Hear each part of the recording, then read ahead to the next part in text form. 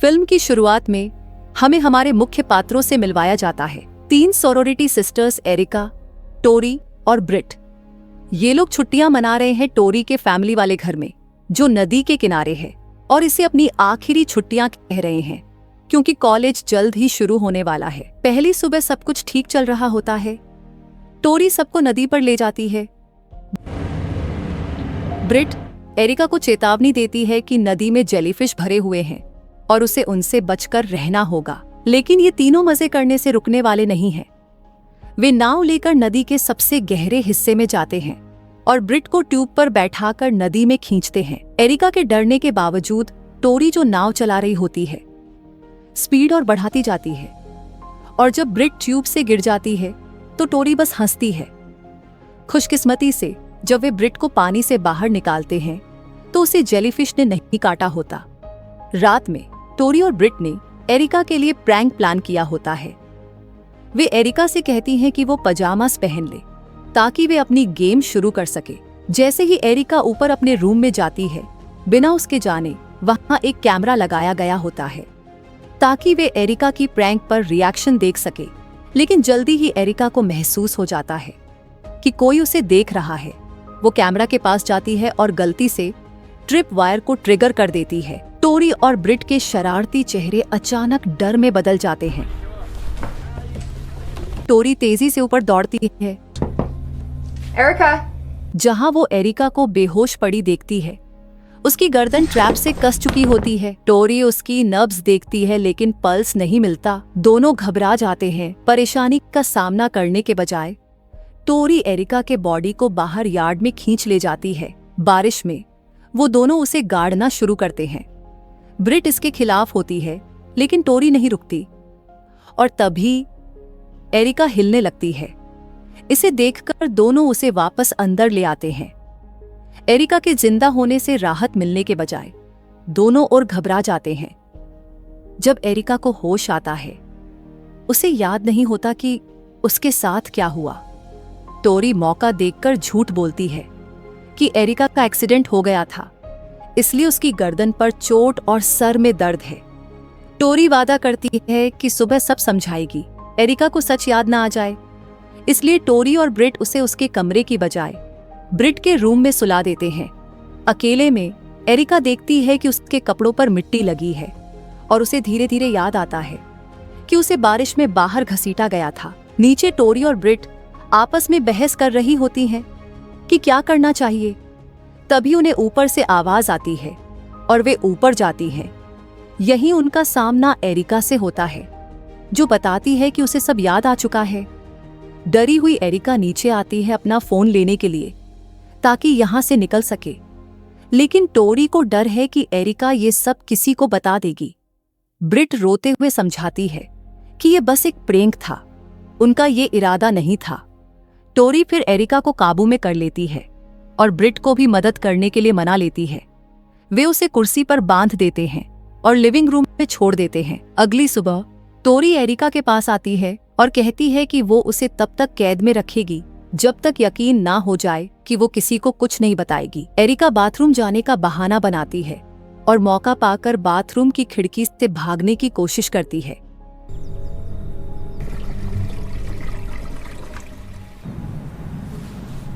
ब्रिट देख लेती है कि वो क्या कर रही है, लेकिन रोकती नहीं है। लेकिन फिर टोरी पकड़ लेती है और उसकी प्लान नाकाम हो जाती है। दोनों फिर एरिका को कुर्सी पर बांध देते हैं और दिन भर खामोशी में रहते हैं। तभी अचानक यार्ड वर्कर्स का एक ग्रुप वहां आ जाता है। एरिका मदद के लिए चिल्लाने लगती है, लेकिन वर्कर्स सुन पाते उससे पहले टोरी और ब्रिट उसका मुंह टेप कर देते हैं और उसे क्लोजेट में बंद कर देते हैं। थोड़ी देर बाद कैल्विन नाम का वर्कर अंदर आता है, जिसे टोरी के दादाजी ने बुलाया था ताकि तूफान से हुए नुकसान की मरम्मत कर सके। टोरी कैल्विन से बात करती रहती है जबकि एरिका अंदर से शोर मचाती है। कैल्विन को थोड़ी शंका होती है, लेकिन टोरी कह देती है कि ये उसका बॉयफ्रेंड है जो बस मजाक कर रहा है, और कैल्विन उसकी बात मान लेता है। जैसे ही वर्कर्स चले जाते हैं, टोरी एरिका को डांटती है शोर मचाने के लिए। फिर वो यार्ड वर्कर्स को भी रद्द कर देती है, कहकर कि अगले हफ्ते मौसम खराब रहने वाला है। इसके बाद वो एरिका और ब्रिट दोनों के फोन्स ताले में बंद कर देती है। लेकिन ब्रिट के मन में अभी भी गिल्ट होता है। वो मदद बुलाने की कोशिश करती है, लेकिन पाती है कि टोरी ने फोन छीनने के साथ साथ घर के लैंडलाइन भी काट दिए हैं। गुस्से में ब्रिट टोरी से भिड़ती है कि उन्हें एरिका को छोड़ देना चाहिए। टोरी उसे याद दिलाती है कि अगर एरिका बाहर गई तो सबको बता देगी और फिर दोनों जेल चली जाएंगी। टोरी कहती है कि उनके पास 3 दिन हैं कुछ सोचने के लिए, और वो भरोसा दिलाती है कि ये यहीं खत्म नहीं होगा। अगली सुबह ब्रिट अपने मन का बोझ हल्का करने के लिए एरिका से माफी मांगती है। वो कहती है कि उसके पास कोई ऑप्शन नहीं था क्योंकि हालात बहुत जल्दी बिगड़ गए, लेकिन एरिका उसे कायर कह देती है। ब्रिट डिफेंसिव हो जाती है और खुद को विक्टिम बताने लगती है। अब साफ हो जाता है कि ब्रिट एरिका का साथ नहीं दे रही। ब्रिट वहां से चली जाती है और टोरी अपने दादाजी की हंटिंग राइफल निकाल लेती है। अकेले छोड़े जाने पर एरिका अपने हाथ में छुपी छोटी ब्लेड से अपने आप को खोलने की कोशिश करती है, लेकिन गलती से वो ब्लेड नीचे गिर जाती है। वो एक और प्लान सोचती है।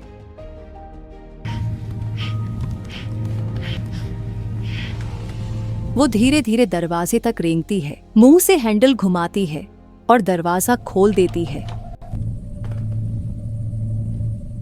वो खुद को पीछे गिरा देती है और कुर्सी तोड़ देती है। आखिरकार एरिका खुद को आजाद कर लेती है। दर्द सहते हुए भी वो भागना शुरू कर देती है।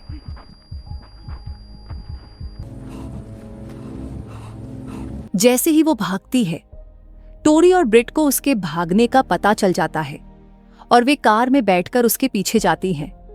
एरिका लगातार भागती रहती है, हालांकि हालात उसके खिलाफ हैं।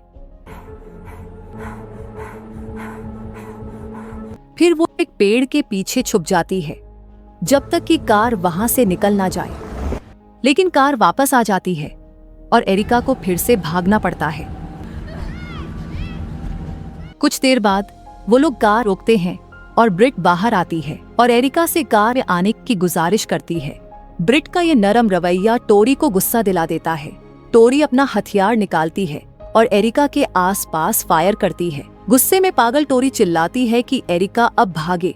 एरिका घास के बड़े मैदान में रेंगते रेंगते थक कर गिर जाती है और बेहोश हो जाती है। दोनों उसे घसीटकर वापस घर में लाते हैं और ऊपर जाकर आगे क्या करना है इस पर बात करते हैं। टोरी ब्रिट को सख्त बनने के लिए कहती है और नीचे जाकर एरिका को जबरदस्ती साफ करने लगती है। इसके बाद टोरी एक शराब की बोतल लाती है और एरिका को जबरदस्ती पिलाती है। पता नहीं उसका प्लान क्या है, लेकिन नशे में धुत टोरी म्यूजिक चालू कर देती है और एरिका के सामने नाचने लगती है। कुछ देर बाद वो थक कर बैठ जाती है। एरिका उससे समझाने की कोशिश करती है कि ये सब जरूरी नहीं था, लेकिन टोरी अब सुनने वाली नहीं है। वो एक बैट उठाती है और शराब की बोतलें तोड़ने लगती है, यहाँ तक कि एक बोतल एरिका के सिर के ऊपर भी तोड़ देती है। टोरी एरिका को थप्पड़ मारती है और चिल्लाती है। एरिका भी चिल्लाने लगती है। टोरी उसकी जांघ पर हाथ रखती है जैसे कुछ और करने वाली हो, लेकिन जैसे ही उसे एहसास होता है कि एरिका पीरियड में है, वो रुक जाती है और वहां से चली जाती है। ब्रिट अगले दिन सुबह नीचे आती है और एरिका की हालत देखकर समझ जाती है कि टोरी बहुत दूर जा चुकी है। वो टोरी को सामने से कह देती है कि अब बहुत हो गया। टोरी ब्रिट को याद दिलाती है कि असली आइडिया ब्रिट का ही था और वो बस उसे बचा रही थी। ब्रिट भी उसे याद दिलाती है कि एरिका को नीचे घसीट कर लाने वाली टोरी थी। दोनों बराबर की दोषी थी। ब्रिट वहां से जाने लगती है, लेकिन एरिका उसे रोक लेती है और कहती है कि टोरी उसे एक दिन मार डालेगी और उसके बाद अगली शिकार ब्रिट खुद होगी। ब्रिट इस पर सोचने लगती है और बाहर पियर पर चली जाती है। वहीं अंदर टोरी खुद अपना सिर दीवार पर मारती है और जो अगला कदम उठाने वाली है उसकी तैयारी करती है। इसी दौरान ब्रिट अपनी जान लेने के लिए पियर से कूद जाती है। उम्मीद करती है कि जेलीफिश उसे डस लेंगी। उधर टोरी नीचे आती है और एरिका के सिर पर वार करने लगती है ताकि वो अपनी याददाश्त खो दे। एरिका उससे रुकने की भीख मांगती है। उधर ब्रिट बच जाती है और उसे दूसरी जिंदगी मिल जाती है। अब वो फैसला कर चुकी है कि इसे ऐसे नहीं छोड़ेगी। ब्रिट और टोरी के बीच जबरदस्त लड़ाई होती है। ब्रिट एक बोतल तोड़ ढकर हथियार बना लेती है और टोरी कांच के टुकड़ों पर गिर जाती है। ब्रिट बस एक कदम दूर है उसे खत्म करने से। तभी टोरी उसे समझाने की कोशिश करती है कि उन्हें फिर से साथ मिलकर सोचना चाहिए, क्योंकि बस आज रात तक का ही समय है, उसके बाद टोरी का परिवार आ जाएगा। ब्रिट फिर से टोरी का साथ देने का फैसला कर लेती है, क्योंकि अब उसके पास भी कोई प्लान नहीं बचा। रात को वो लोग एरिका को मजबूर करने की तैयारी करते हैं ताकि वो ये बात किसी और को ना बताए। शुरू करने से पहले टोरी एरिका का फोन चेक करना चाहती है ताकि देख सके कि उसके पास ब्लैकमेल करने लायक कुछ है या नहीं। एरिका, जिसके पास अब कोई ऑप्शन नहीं बचा होता, टोरी को अपना पासवर्ड बता देती है, लेकिन किस्मत से उन्हें कुछ काम का नहीं मिलता। तभी टोरी एरिका की उंगली तोड़ देती है और उसे एक आखिरी मौका देती है ये यकीन दिलाने का कि वो किसी को कुछ नहीं बताएगी। लेकिन एरिका जितना भी कहती है, टोरी को यकीन नहीं होता। टोरी कुर्सी को गिरा देती है और दोनों मिलकर एरिका को वाटर बोर्ड करने लगते हैं। उससे बार बार वही सवाल पूछते हैं कि क्या वो किसी को इस बारे में बताएगी या नहीं। अगली बार जब एरिका को बोलने का मौका मिलता है तो वो खुद ब्रिट से कहती है कि उसकी उंगली तोड़ दो, क्योंकि अब उसे कोई फर्क नहीं पड़ता। ब्रिट उसकी एक और उंगली तोड़ देती है और दोनों उसे फिर से वाटर बोर्ड करते हैं। अगली बार जब वो पूछते हैं कि क्या वो किसी को बताएगी तो वो हाँ कह देती है, क्योंकि लगता है अब उसके जीने की इच्छा खत्म हो चुकी है। पागल टोरी एरिका को फिर से बैठाती है और उसके गले में जबरदस्ती शराब डाल देती है। अब साफ हो जाता है कि टोरी ये सब बस अपने मजे के लिए कर रही है। वो घमंडी हो जाती है और एरिका के सामने लाइटर जलाकर उसे डराने लगती है। लेकिन तभी एरिका शराब से भरे अपने मुंह से आग बुझा देती है और फायर अलार्म बज जाता है। फायर डिपार्टमेंट तुरंत वहां पहुंचने लगता है। टोरी घबरा जाती है और तुरंत जाकर अलार्म बंद करने की कोशिश करती है, लेकिन शायद अब सब कुछ छिपाना बहुत देर हो चुका है। टोरी और ब्रिट एरिका को बोट पर ले जाने की तैयारी करते हैं। तभी अचानक एक गाड़ी घर के बाहर आकर रुकती है। दोनों कैप्टर्स छुप जाते हैं।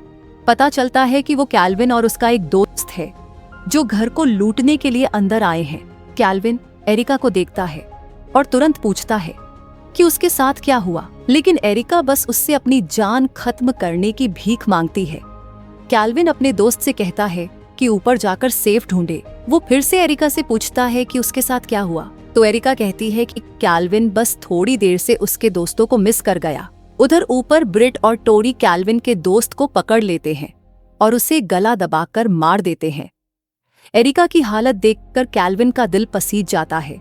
वो एरिका को आजाद कर देता है और उसे गले से लगा लेता है, लेकिन अचानक एरिका उसकी बंदूक पकड़ लेती है और अपनी आखिरी ताकत से कैल्विन को गोली मार देती है। अब पक्का हो जाता है कि एरिका ये बात किसी को नहीं बताएगी।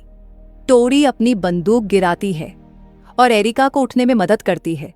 आखिर में वो 911 को कॉल करते हैं और पुलिस को एक झूठी कहानी सुनाते हैं कि कुछ रॉबर्स घर में घुसे थे और उन्हें मारने की कोशिश की थी। टोरी के मुताबिक उन्होंने खुद को डिफेंड किया और अब रॉबर्स मर चुके हैं। इसके बाद वो खुद को साफ करते हैं और शांति से अपने सोरोरिटी हाउस लौट जाते हैं। अगले सीन में दिखाया जाता है कि कुछ समय बीत चुका है। एरिका अब भी अपने पुराने हादसे से परेशान रहती है, लेकिन अपने वादे पर कायम है और उसने किसी को कुछ नहीं बताया। फिल्म का अंत इस तरह होता है कि एरिका को आने वाले कई सालों तक टोरी और ब्रिट के साथ उसी सोरोरिटी हाउस में रहना पड़ता है। अगर वीडियो पसंद आया हो तो चैनल को सब्सक्राइब करें और बेल आइकॉन दबाएं ताकि आपको ऐसी ही मजेदार कहानियां मिलती रहें।